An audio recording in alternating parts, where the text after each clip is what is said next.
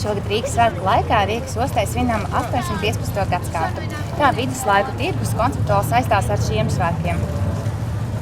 Es domāju, ka viduslaiku tirgus Rīgā saistās vistiešākā mērā, jo faktiski no sākuma ir osta un pēc tam veidojas tirgus. Un līdz ar to tās tika divas neatņemamas sastāvdaļas mūsu Rīgas senākajā vēsturē. Un līdz ar to nebūtu ostas, nebūtu arī tirgus. Un nebūtu tirgus, nebūtu ostas, ka viņi faktiski līdzdarbojās viens ar otru.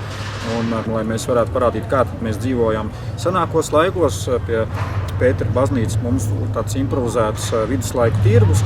Savukārt šeit man aiz muguras pie mūsu skaistā doma būs skaists ozolkokā grebts tā laika kuģis, kas visiem rīdzniekiem abas svētku dienas būs skatāms. Protams, arī vēl par cik, lai iezīmētu tādu kā ostas gadskārtu iepratīm spīkeriem, svētdien varēs redzēt pietāvotas Daugavā 3 kuģīšus. Pardus, Namejs un Uksuli. Un līdz ar to šie arī kuģīši tik iezīmēs mūsu to seno ostas vietu, un arī tur būs tāda improvizēta neliela senā apmetne, kurā varēs vērot līdz arī seno kuģu attīstības vēsturi. Tur būs puiši, kas pastāstīs, kā kuģi attīstījās, arī par kuģu detaļām varēs pastāstīt, var sakot, varēs redzēt šos senos kuģus arī Daugavā. Kā ir ar mums pašiem, mēs arī varēsim līdzdarboties?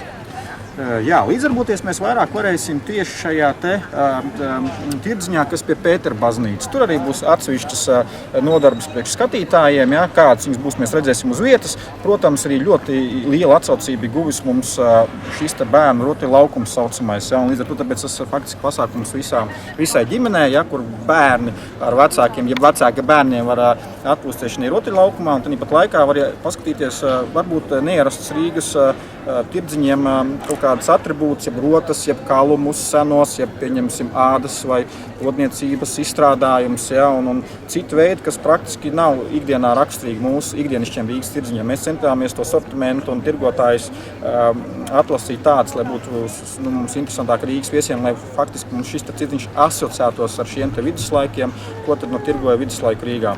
Mūsu tā darbība ir vērsta uz to, lai ne tikai būtu tirgus, bet arī būs daudz dažādas atraktīvas darbības, viduslaiku dēļas, būs stāstījumi par viduslaiku apģērbiem, būs arī atsevišķi nelieli imitēti bruņinieku turnīriņi, kur cīnīsies bruņinieki, un līdz ar to atnākot pie mums uz šo viduslaiku tirgu, cilvēks vienkārši baudīs un izklaidēs sevi un savus bērnus un savu ģimeni.